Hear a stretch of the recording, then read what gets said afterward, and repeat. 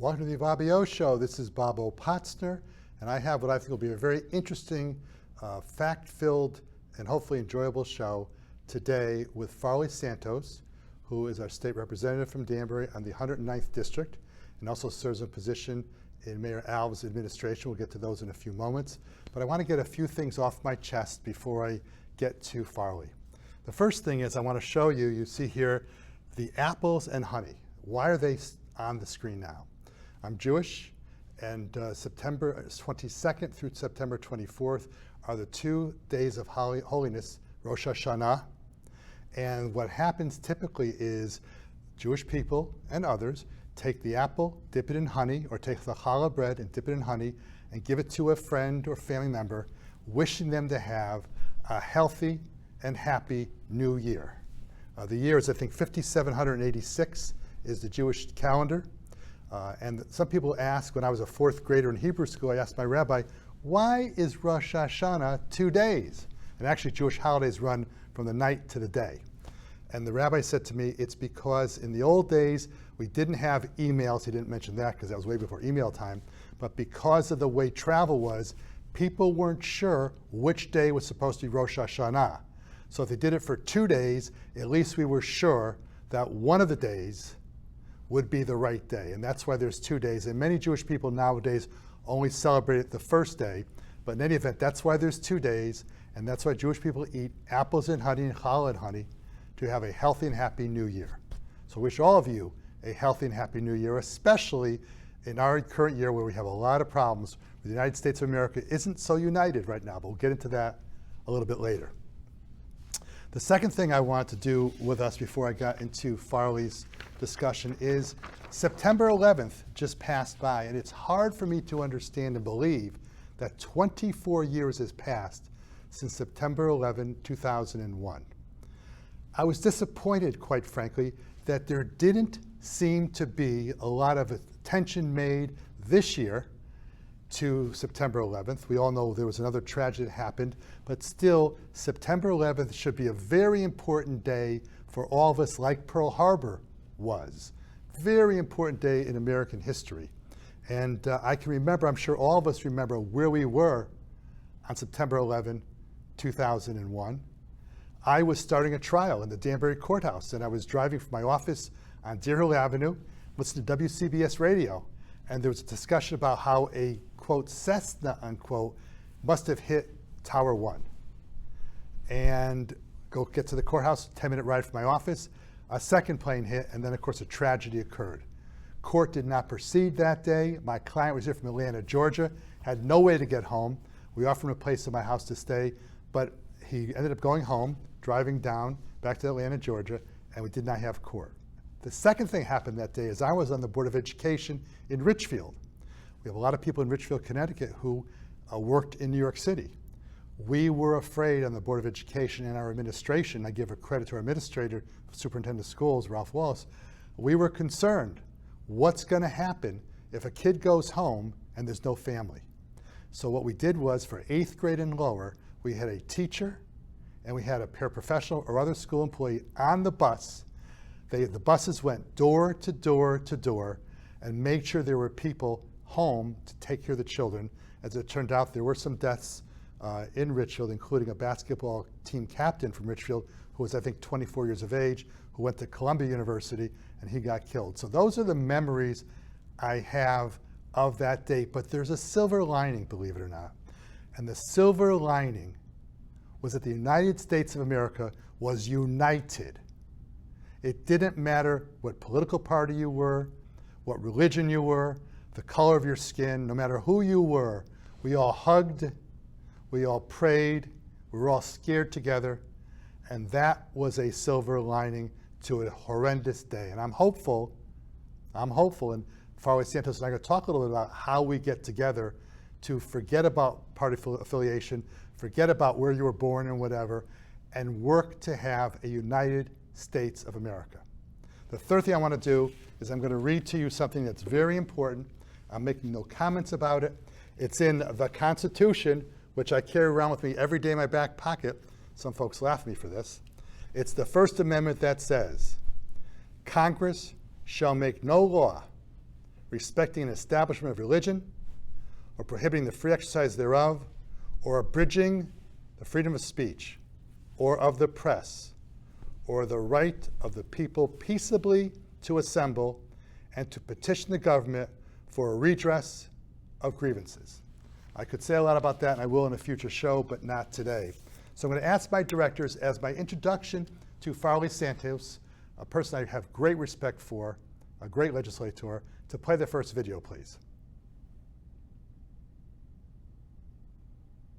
Good morning, everyone, and thank you, Representative Felipe, for the invitation today. I wasn't going to be a participant, but this conversation is very important and personal to me. Thank you, Melvette. Thank you, Alan, all the members who are here, for talking about the issues that people in our community are facing every day. I represent Danbury, the 9th most diverse city in the country. And my story is similar to many of what you're talking about right now. My family immigrated here when I was 7 years old. I don't know if I'm the first formerly undocumented state rep or a member of the General Assembly. I know that I'm currently the only one. And this experience shaped my life, right?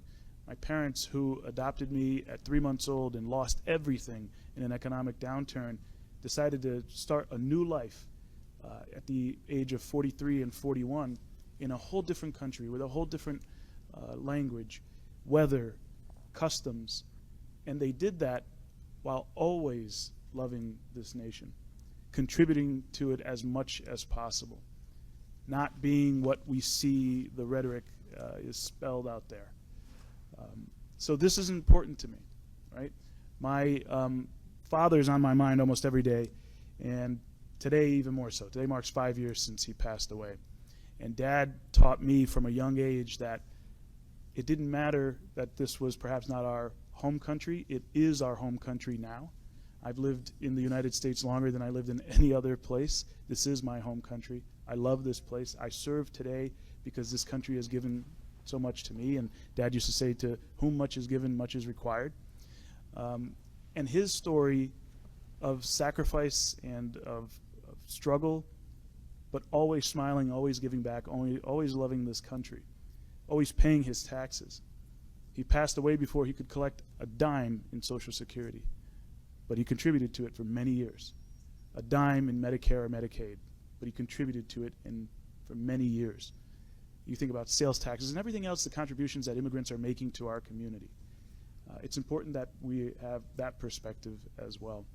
And so I thank everyone here for talking about what's happening right now. There's real fear in our communities. Kids who are uncertain about what's going to happen to their parents when they're in school, are uncertain about going to school. Members of the community who are business owners, who are feeling the economic impact every single day. People who are fearing going to church. I see it in my congregation. And the scare tactics are just subhuman, honestly. And so I thank you for the work that everyone here is doing, the contributions you're making, and the fight that we all have to continue to put up. Thank you. Farley, that was an incredible discussion you had. Where was that taking place? That was at the Legislative Office building, one of the committee rooms there. You should be very proud. I got to tell you, my grandparents were all born in a foreign country, right. 3 in Eastern Europe. I say that because the lines in Poland, whatever, changed a lot, but it was Eastern Europe. And I had a grandmother who was born in South Africa. Oh, wow. And even though my parents were born in the United States of America, I consider myself to be an immigrant. Right. We are all immigrants. We are. And I don't understand why people in our country today don't acknowledge that reality. Tell me a little bit about, you mentioned about you were 7 years old and you came. Tell us a little bit what it was like to be a student at age 7. Did you speak English when you came over? No, not at all. So I still have a memory of getting on the bus for the first time and not speaking any English, and having someone on the bus who ended up being a very long-term friend of mine. I still talk to him. He lives in West Virginia now. But not speaking a word of English, and having that person help me that day, get me to the school, and I couldn't say the teacher's name, or, you know, it was difficult. It was difficult growing up, but it was an economic need, a financial need that my parents had.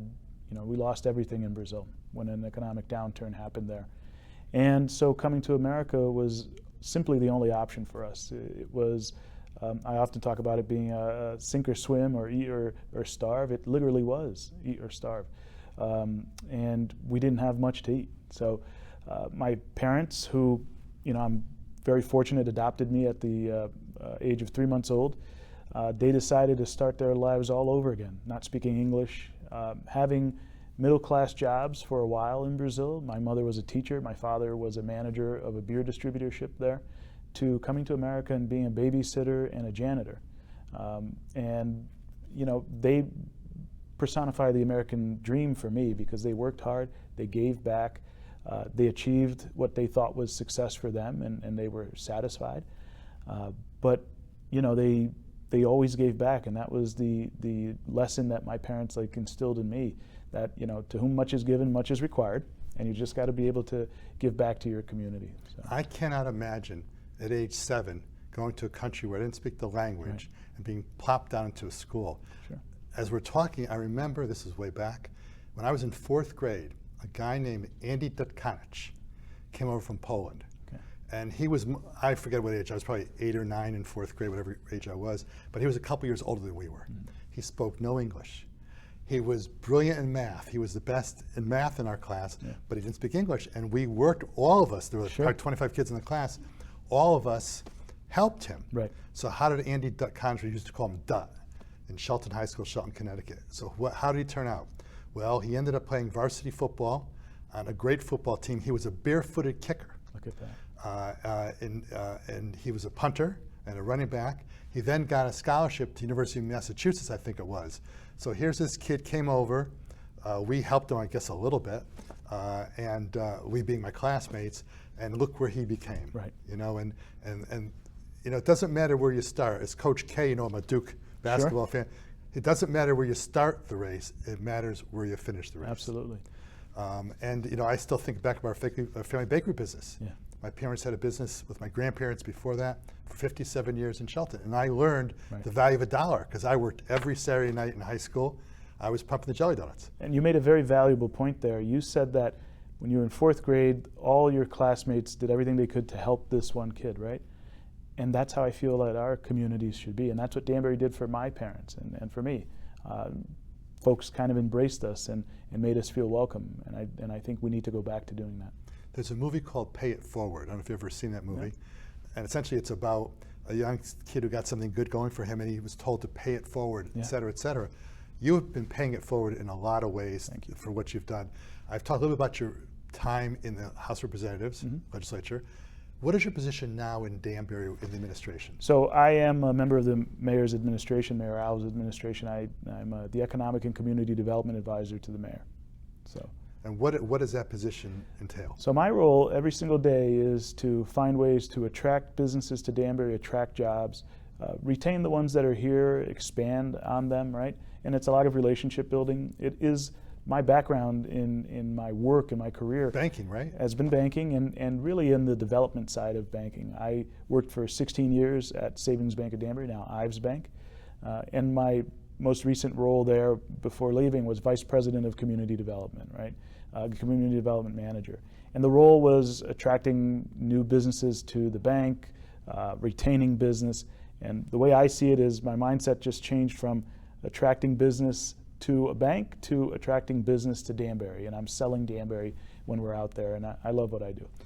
I would say to you, I live in Richfield, but my law office is Collins of Hannafin, has been in Danbury for about 60 plus years. Yeah. I've been there since 1990.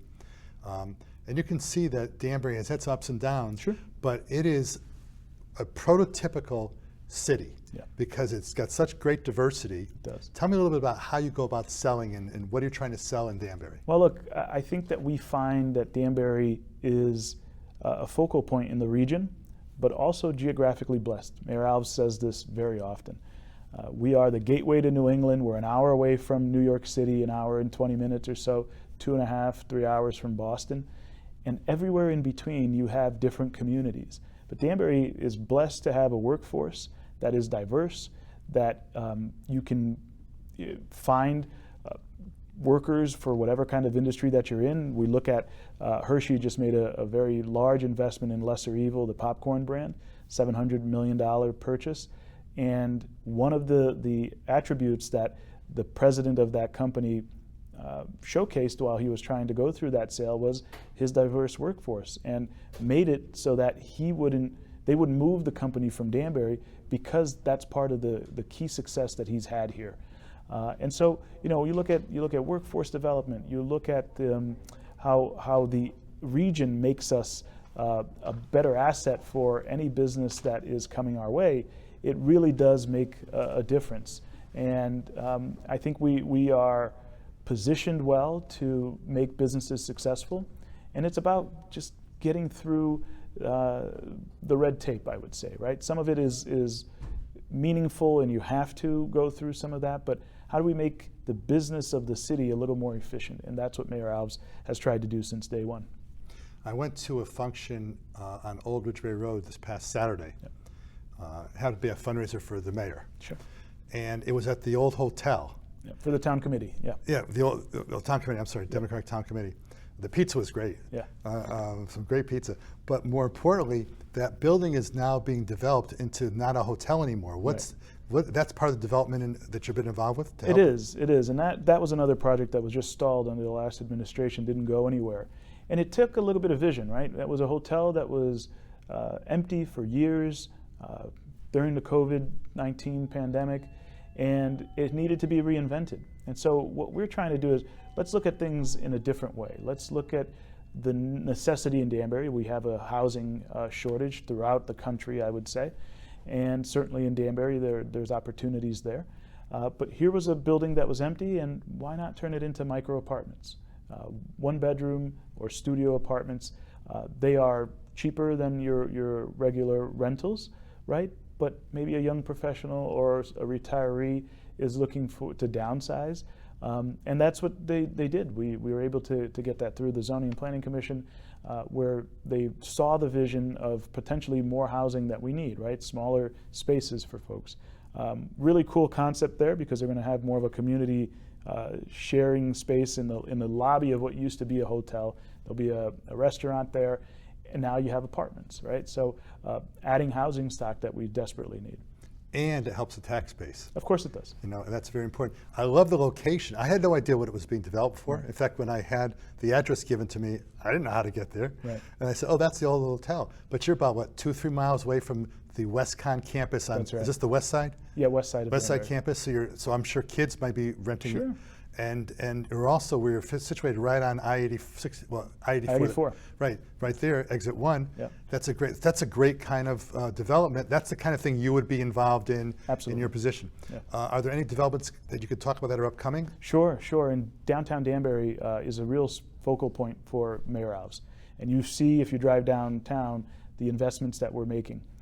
Danbury had this transit-oriented development plan, but it lacked the funding. And what we did right from the get-go is started to apply for every single grant that we could, that Danbury just was not taking advantage of over the last few years. So much so that you think about the Community Investment Fund, a fund that was established years ago with $875 million just for select communities to be able to apply for this funding for infrastructure changes, for economic development, for housing.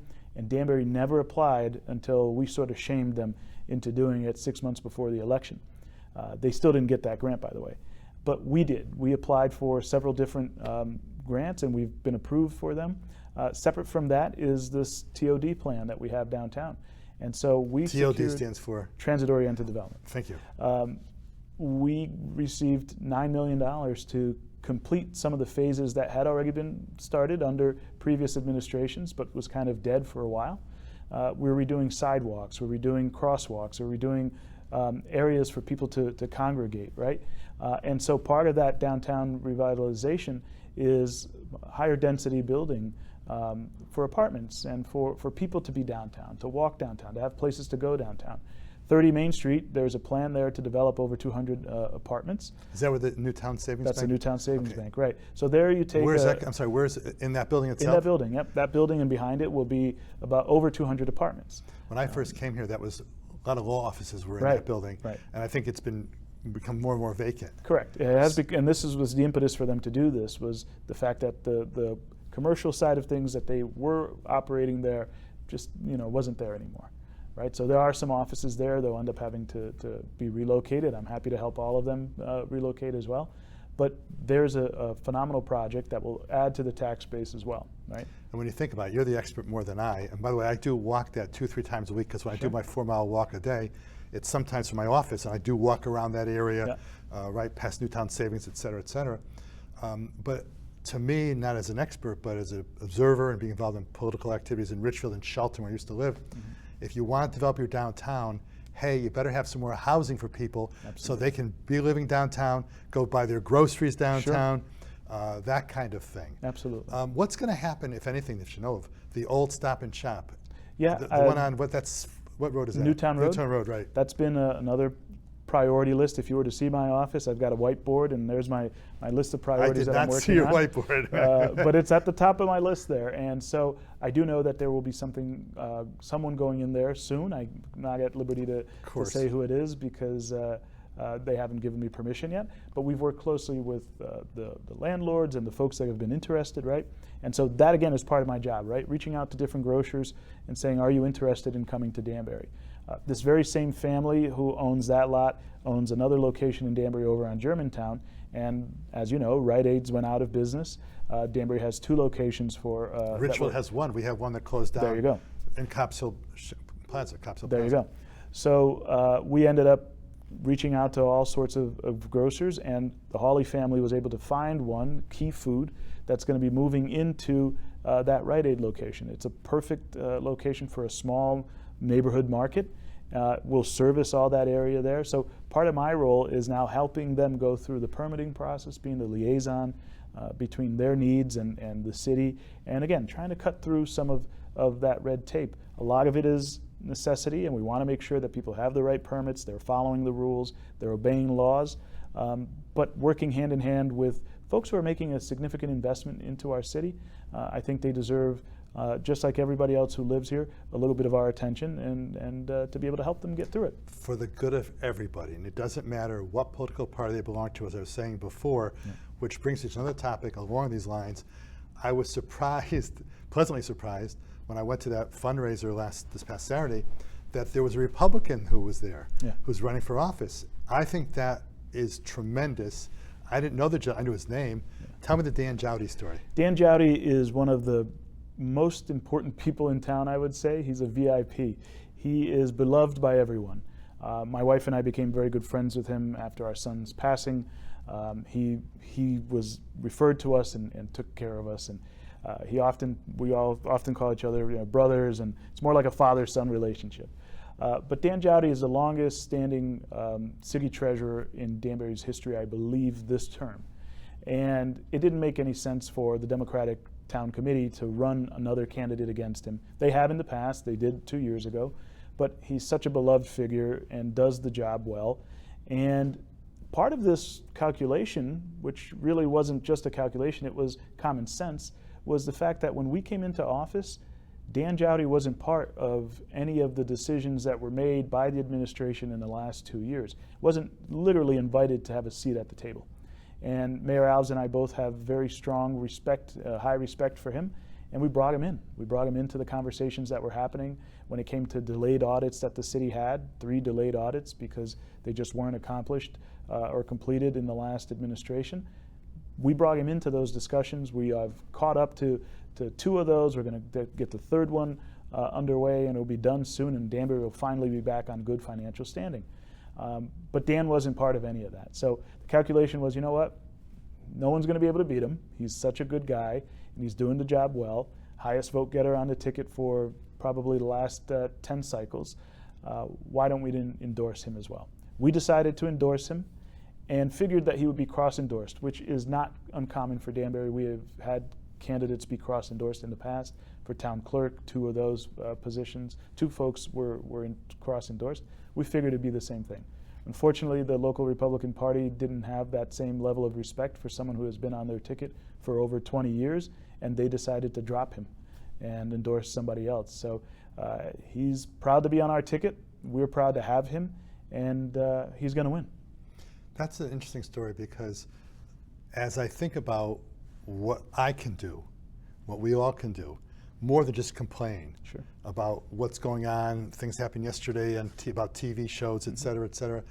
But we got to find a way to work together. Yeah. And what better way to work together? I hate when I see, for example, in the House of Representatives, it's 217 Democrats or whatever the number is in Washington, D.C., and maybe one Republican will cross over. Right. And there are some things that are just so common sense, like gun control. Sure. You know, I'm a big advocate of responsible gun control. I'm a member of Teachers United to End Gun Violence. Abby Clements, who lives in Danbury, is a leader of that group. And 80% of Americans, or whatever the numbers are, believe in gun control, who believe in safe storage requirements. I had on my show Tara Donnelly, Tara Donnelly was a graduate of Fairfield University in 2005, I think it was. Her parents owned a jewelry store, and someone stole a gun and killed her parents. And she came back to Fairfield to take care of the situation. Now, 20 years later, she's dealing with the same issues, and her major focus of anything, please God, let's have safe storage of guns, which makes the most common sense. And despite the fact that everybody seems to be in favor, even the NRA people, we can't get Washington, D.C. to unite. Do you have any suggestions about, other than the Dan Jowdy, which is a great lead-in story, in your House of Representatives in Hartford? What do? You have control, the Democrats control the House. What do you personally do? With Amy Berger-Javallo, who's my rep, and Gucker, and also from Bethel Godfrey. Yep. What do you guys do to try to help get unity for the best interests of our state? Yeah, honestly, I'll be very candid with you. When I was elected state representative, I thought we were going up there. It's going to be like Washington, where there isn't that kind of cordiality or camaraderie, I would say. But in our orientation, the majority leader and the minority leader were running that day's events. And one of the things they said was that 80% of the time we're going to agree on issues. It's the 20% of the time that we disagree on these hot button issues that they'll get the camera light and you'll see it in the newspaper. But there is a vast majority of time that we agree. And they were absolutely right. We work in the committee process in a bipartisan basis. Obviously, there are ideologies and ideas, right, that differ, but most of the time, in my 3 years in the legislature, I've seen that good legislation has happened when you are talking to the other side. Now, there are some times when very key legislation, there really isn't an opportunity to have a thorough conversation because one side believes in one thing and the other is just not going to get there. But most of the time, we're able to partner and create good common sense laws for our state. I serve on 4 committees. I'm vice chair of the banking committee, general law, veterans and military affairs, and government oversight. And in each one of those committees, we sit right next to our Republican counterparts. And in most cases, we're taking ideas and putting them together. And I think that is the kind of showcase that we can have for the nation altogether to see how we operate in a bipartisan fashion. There's always these speeches at the beginning and end of session that talk about that work, right? And look, we disagree vehemently on certain issues, but I think it's that common sense, that decency that we must have for one another in the way that we treat each other, the way that we speak about each other, that can really make a difference, and we lack that on a national level. My 15 years in the boards of education, both in Shelton and Richfield, rarely ever did you see a vote on party lines because somebody in the RTC, Republican Town Committee, or Danbury or Democratic Town Committee, say you got to do it. We typically voted what we thought was best for people, and we worked hard at that. And there was one Republican who was a very close friend of mine, Mary Miller, in Richfield, and it used to be people would laugh because she and I would argue different sides of a coin, trying to get the same objective, and then we walk out of the meeting going for a drink. I'd have my Diet Dr. Pepper, and she'd have whatever she'd drink. But the point was, we were all working together, and that's the way it should be. Very, very, very critical. Tell me a little bit about your position. Well, let me do this. I noticed in doing my homework that you received a 91.0% rating from the environmental group. Sure. Tell me, first of all, what that group is all about Yeah. and how you got that kind of rating, because I clap my hands for you because we do have environmental problems. Check Yeah. the next hurricane. Absolutely. So tell me, first of all, what is the group that issued the award to you, and how'd you earn it? I believe that might have been the League of Conservation voters. This I was will- earlier in the year, I believe. I will get the exact name Yep. for you, but you can tell me about your voting in terms of the environmental. Well, let me tell you something. When it comes to the environment, my biggest driver is my daughter. What kind of planet are we leaving behind for her? And there are other instances where she is a focal point as well, but it's not just about my daughter, it's every other daughter and son who are growing up in this planet, right? And what are we leaving behind for them? And so common sense environmental laws are important for us to listen to. Our weather is changing, our climates are changing, and so are the veracity of some of the storms that we are facing, right? And so when you think about that, how can we legislate in a way that will protect people in the future? That, as simple as that for me. I want to ensure that my daughter doesn't have to worry about crazier storms than we are facing right now. Or are there steps that we can take to slow down some of the severity of the issues that are coming before us just by legislating right now? And that's just really basically how I plan my votes when it comes to the environment. By the way, the group was called the Connecticut League of Conservation Voters. Yep. And it was in 2025 you got that kind of Yeah, 91%. recognition. What you said is point on for me, right on, because I have a grandson who's 3.5 years old. Yeah. And I see him and I see him outside playing, and if it's a hot day, you know what? It's hot both for Democrat, Republican people. It doesn't matter.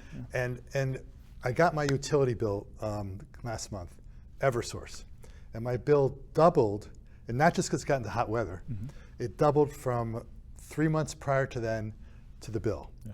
And I called up the Eversource representative, and they couldn't answer the question. And I said, does it have anything to do with the fact that we get a lot of energy from Canada and relating to the tariffs?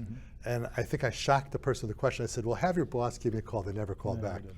But I raised that because I don't believe the fact that costs of goods are going down. Right. I do a lot of the shopping, and my orange juice flavor I love, it's got to be no pulp, is now a smaller container. Yeah. It used to be 64 ounce, I think it is. Now it's like 49 or whatever. And it went from $3.50, the 64 ounce, to like $4.69, something like that. My numbers could be off, for a smaller quantity. I went shopping the other day and I bought very little stuff. It was $56. So what? Luckily, I can afford the $56, but there were people in there who were struggling. I could see it. And I don't know what we're going to do about pricing and about keeping the truth. Yeah. Keeping the truth of what's going on is so critical. Any comments about that? Look, this kind of struggle that you're talking about is I've experienced it in my life. I knew exactly what people are facing now. We're very lucky that my wife and I can sustain our homes, and we've never had to make a choice to my daughter between what you can have now for this week or not. But my family and I did. Growing up on downtown Danbury, we would go to the Wall Bombs, and it was A&P. Now it's the Price Right. And there were many times when my mother would say, I can't buy the yogurt that you really want because we have to buy something else that we really need to sustain for the week. And those experiences shaped my life, and it also makes me think that, there are people out there who are making those same choices right now. And so when you talk about prices of goods, I think, part of the reason here, yes, there was some inflation, but the inflation is down now and the prices are still high, right? How can we have a real conversation with some of these producers, right? And I'm not talking about the farmers, I'm talking about these big conglomerates that are not, in many cases, paying their fair share, but they continue to raise their prices every single day on consumers. And there's a real conversation to be had here on the national level. There's only so much that we can do on the state level. But how are we just allowing this to go unchecked? And every single week, prices are getting more and more expensive. And I'm not in higher class, or I'm in the middle class just like everybody else, and I see the costs going up higher and higher. You talked about electric rates. My home is 100% powered by electricity. Oh, boy. And so, exactly. I'm on a budget billing plan like a lot of my neighbors are, and that budget billing plan has doubled when the yearly cycle came up. And I have no problem in saying it's closer to $600 a month for me to have a 1,400 square foot home, heated and air conditioned, and then hot water. So we feel that, and I think it's important that people know that we're trying to do everything that we can. We've made some steps and strides in this last legislative session, but there's more work for us to do. I don't think we did enough. That was partly one of the issues where we were butting heads when it came to party differences. But the difference is that every single one of our constituents are feeling that. And so there's more that we need to be doing. We shop a lot at farmers markets. Actually, and I live in my walk, when I do the walk in Richfield, I walk past the Hickories. Okay. Brewsters own that property. And these guys work like the dog. They work so hard. And the prices for the tomatoes are now $6, $7 a pound, whatever it is. And they deserve it. And these people are working hard. And so the problem is not just the person who makes you pay the money. Correct. Or charges you. It's the big issue because of tariffs, et cetera, et cetera, et cetera. Exactly. I have a concern, and that is this. The President of the United States currently is shipping more and more and more items of expenditures to the states. Right. I heard Governor Lamont speak on Sunday. There was a Richfield thing I went to on Sunday. Lamont and Himes and Susan Weisswitz, who I think lives in every town. She must have an apartment in every single town in the state of Connecticut. She and Senator Blumenthal. Yeah. So Blumenthal, I think, didn't make it this year. But to see the hard work that they're doing, and they were mentioning about how we had a balance, actually a surplus this year. But what I don't understand is this: if the president is shipping more and more expenditures to the states, why aren't the tax payments to the federal government going down and having the states have increased tax revenue? Because if they're going to pick up, for example, if FEMA is not going to take care of a hurricane problem, it's going to be shipped to the state, well, then the government should reduce our tax obligation for the federal government, and it should be increased in Connecticut because we're going to have more expenditures. Sure. Any comments about that? Yeah, look, I think we have to look at the legality of that, right? It's, but it is concerning. I mean, we're going to go into a special session in October to probably deal with some of these issues and funding that has been cut from the federal level. But what I can tell you is that Connecticut's in a good financial state, right? Think about when all that ARPA fund those funds dried up.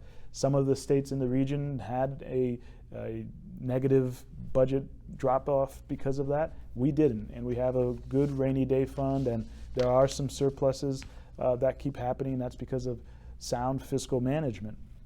But there's not enough money in our savings to cover all these cuts that are happening. Think about this alone. There were threats to education dollars that were coming from the federal level. Just to Danbury alone, that's $2.3 to $2.5 million that would have been taken off of this year's budget. And what happens? It's a trickle-down effect. If that happens from the state level, it's going to happen to the municipal level. And we talk about how taxes aren't so fair. Property taxes is one of the sort of a regressive tax. It is a regressive tax because it just is painful for the property owner who has bought this home, and but that's where it ends up trickling down to, right? And it's your local municipal leaders that have to make those decisions. And $2.5 million out of the Danbury Public School budget, I can find 150 ways in which that would impact them negatively and impact our students and our teachers negatively. So we are probably, like I said, going to go into session in October just to deal with some of these issues that are outstanding and are concerning. Governor Lamont mentioned that there's like a $5 billion rainy day fund. If my numbers might be off, but something like that. 5 to 6. And $5 to $6 million. Well, if you take that as being money that's emergency for needs, that $5 or $6 billion, if you start taking $1 billion here and $1 billion there, pretty soon you won't have the rainy day fund. Disappears. It's funny, as you were talking about education, I was thinking about a show I did a few months ago. I've done several shows with Susie Da Silva, who's the superintendent of schools of Richfield, and Liz Hanaway, who's the assistant in charge of special ed, et cetera. And I had Liz on a few months ago, and we were talking about the budgets. And at that point in time, there was concern what might get cut. And McMahon from Stanford, of course, doesn't know what education is. She didn't know what an IEP was anyway, or anything. But anyway, the concern was, what are we going to do about it? And you have legal obligations for kids to be supported. Sure. And when I was running for the Board of Ed, there was an old expression. It was, if you think the cost of education is expensive, try the cost of non-education and what happens in the future. And kids with special needs, it's like insurance. We all pay insurance premiums, and when I'm 25 years old, I'm getting the benefit of lower prices. When I'm 55 years old, whatever it is, I'm taking more out of the pot. Well, here we all need to share in the costs of those who have kids who have special needs. And I was on the Board of Education. We always had to pull money from different areas at the end of the fiscal year to cover expenses for special needs. And you know what? I was happy to do that. Education is so critical. Before I forget, if someone wants to read more about you, and do it slowly, because people do it fast, do it twice. What is your website, email address, or whatever is your address to reach you? Sure. So they can find me on the Connecticut General Assembly website, which is cga.gov/Rep Santos, R-E-P Santos. Even if you just go to the CGA website and type in my name, it comes up with my page, my bio, the committees I serve on, the work that I've done, the legislation that I've co-authored or sponsored. It's all on there. It took me 30 seconds to find that yesterday when I was preparing for today. There you go. We don't have the mayor here today. He's going to come another time. Sure. But give me a couple of things, and you work in his office and you work with him daily. I never see you and he separate. You're obviously good friends and good political workers. I saw you guys both on a rainy day in Danbury across from the courthouse, pouring rain for the immigrants, and we were all happy to be there. Give me a couple of things that have happened during the 2-year administration. I'm shocked that the 2 years almost passed already. But the last couple of years, give me a couple of things that you and the mayor are really proud of that he has been a leader on. Look, I think that there are several areas that I could mention. And one of the first ones that I'll talk about is education. We were just discussing that, and that's why it's on my mind. Danbury has consistently shorted our education system in a way from the municipal side. And in fact, that's what got Mayor Alves and I involved almost at the exact same time, 2017. He ran for city council that year. I ran for the Board of Education. We have children who are the same exact age. My daughter is 12, his son is 12. They started in kindergarten together, and they're now in 7th grade and are together in the same school. They were in classes together. So we've become good friends. And the reason we got involved was our children. We wanted to be part of the conversation that was happening around education. And we saw this underfunding and the dramatic and drastic effect it had on the quality of education in Danbury. I'm a firm believer that the very best investment that we can make in our communities is in education. Amen. Those are the next lawyers, those are the next doctors and educators and public servants, and the more you educate your community, the better they will be, right? And it just has immense impact throughout. And so we have seen record funding in education, both from the city and advocating with Mayor Alves and our state reps and state senator in Hartford. We received even more money than we have ever been getting before from the education cost sharing formula, from municipal aid, and those investments are very, very important. I mean, in a year where the Board of Education is asking, and you know this because you've done so many more budgets than I have, when the Board of Education is asking you for a $34 million increase in their budget because they've got to open a new school, there are all these needs, special ed is now costing a lot more money, and these kids deserve to have education just like any other child.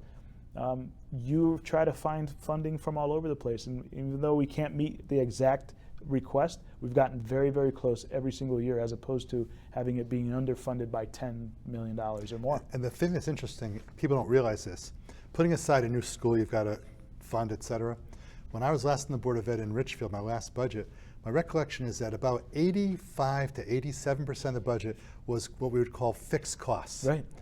What do fixed costs mean? Well, you have teachers' contractual salaries, you have paraprofessional salaries, and I always thought, by the way, paraprofessionals are way underpaid. They are. In fact, people would have to say to me, Bob, you're representing the management side. Why? Because they're important. Yeah. And actually, the paras are very important for special needs kids. but it was like 85, 87%. I don't know what percent Danbury. Do you know what Danbury is? I don't know exactly the But it's a percentage lot. there, but it is. It's high. And so when you're talking about cutting the educational budget, what are you talking about? Cutting toilet paper, cutting Right. supplies? Right. There's not a lot of things in there, and people don't understand that societally we have to pay more, and when people are getting a higher salary, Sure. it's something that has to be explained to Absolutely. the public. I can remember at the Amber Room with the last debate before the election, and I don't live in Danbury, but my office is in Danbury, and I'm very interested, as you know, I'm at a lot of your functions. Mm-hmm. But there was discussion about the cost of the new school, and there was a $20 million issue, and what that issue was. But now the school is open. Yeah. Tell us about the new school, which is Oh, a it's phenomenal thing. It's a phenomenal school. It is a career model that we are bringing to the whole district, right? It's the first in Connecticut to have this kind of model as far as a high school.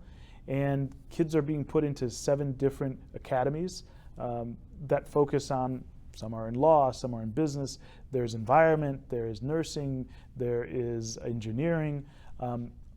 A lot of opportunities for kids to find what they're good at or what they're passionate about, and then that carries on through their college education if they decide to go through it, or they're prepared for a job in the real world right at 18, right? And that's what these schools are going to be doing. It's one Danbury High School, Danbury High School West and Danbury High School Main. 3 academies are at the new building. That building, you know, took significant cost for us to build. There was a lot there that the public wasn't aware of, and when we came in, we discovered. You'd mentioned the $20 million overpayment. I can't tell you how many meetings. Not by your administration. Not by our administration, clarify by the that, yeah. previous one. Thank you. Can't tell you how many meetings I had to have as a state representative, and how many meetings the mayor had to have going up there and advocating for a $20 million increase.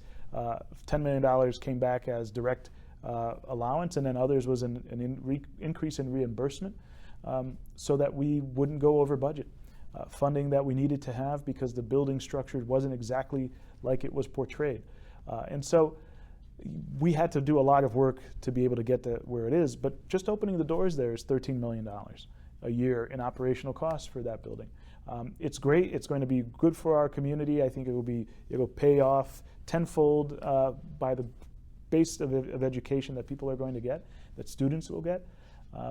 But it did have a cost, and we're really excited about what this school, these schools, this academies model means for our region.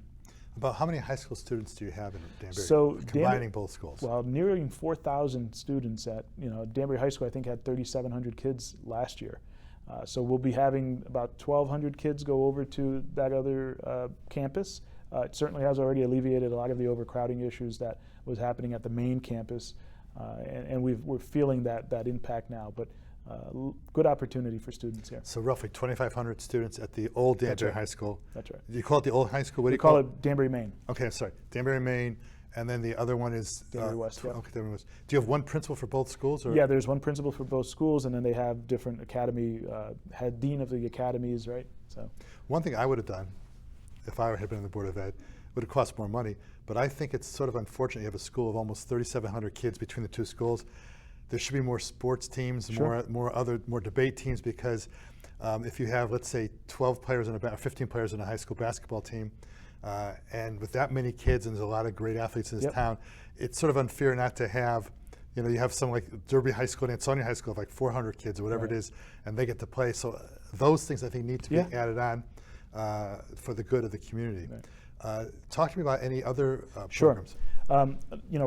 Main priority for this mayor has been public safety, right? So we have hired 25 police officers over the last 2 years and promoted 31 firefighters and promoted that. We passed a $49 million public safety and infrastructure bond.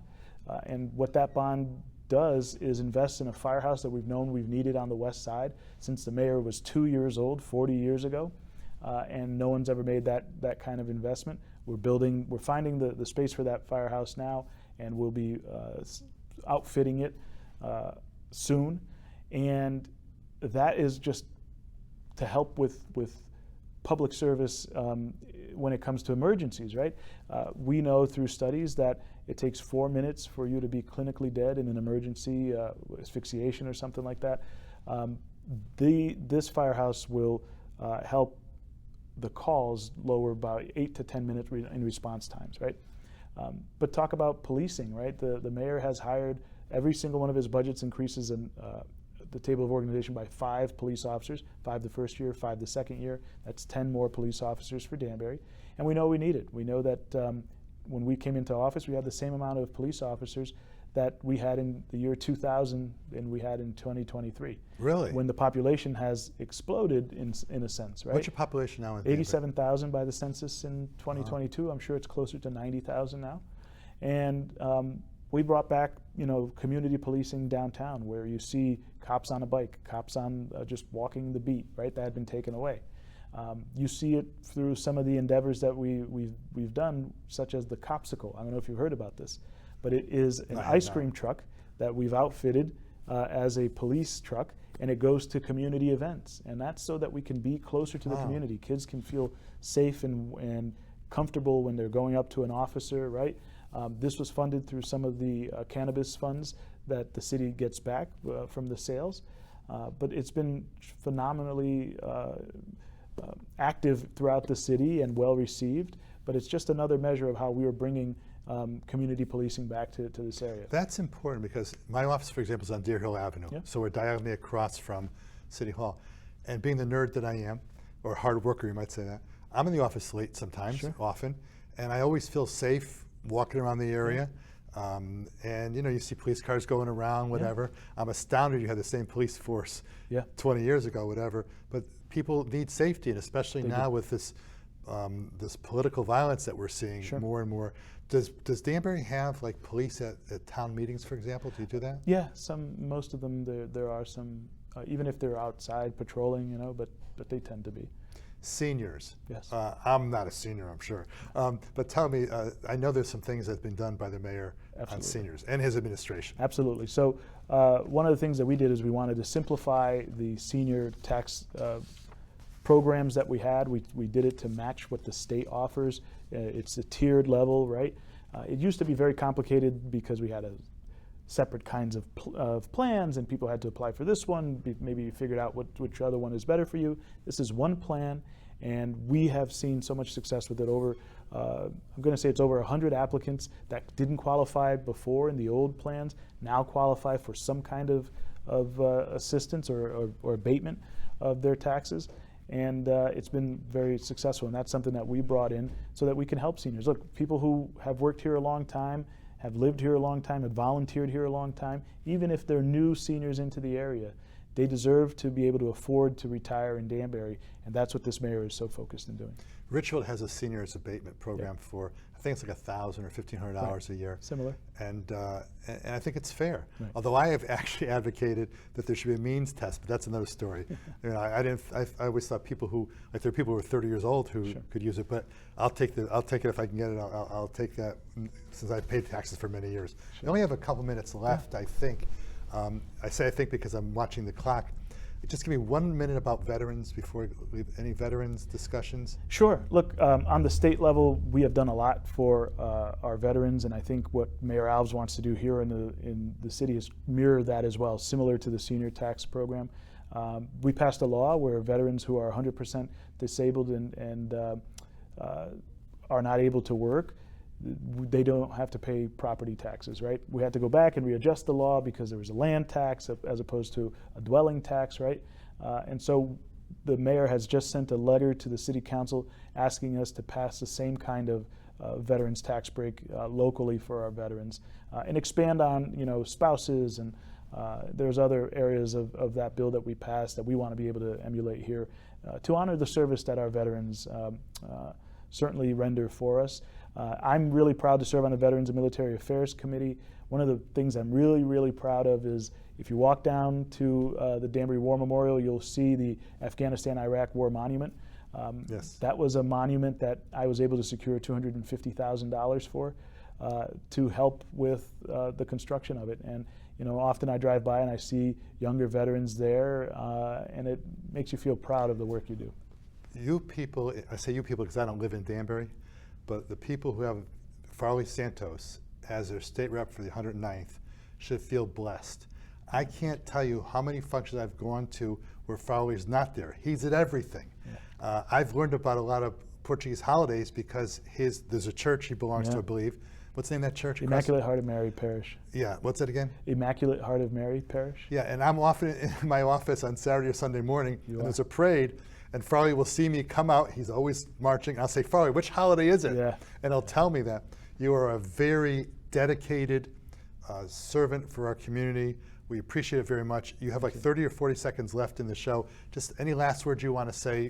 I want to just thank you, and I appreciate those very kind words. I'm sort of humble, and it's hard to hear accolades like that. But look, I was raised in a way, like I told you at the beginning here, to whom much is given, much is required. And I've been very blessed in my life to be an American, to come to this country, to have the opportunities that I had. And I often think about the folks who don't have that same opportunity. And so I am in a position where I can help other people and give back. And that's exactly how I want to be able to live my life, knowing that I've done something to help other people. And Farley believes in the rule of law. I got an award this year at Law Day at the courthouse. Yes, you did. And who was there to give me an award? You and the mayor both. That's right. That's right. I want to thank you very much for all your hard work, and I'm looking forward to see the mayor also. Yep. I want to thank Francesca Capolupo, who gave me some information to inquire about. And she said one last thing, asked about the West Wing. Is that a short answer or a short answer? It's a long answer, but we're just big West Wing fans. The show, the TV show? Yep. Me too. This has been Bobo Potster on The Bobby O Show, thanking Farley Santos, and wish everybody a healthy and happy new year. May you have a sweet and healthy new year, whether you're Jewish or not.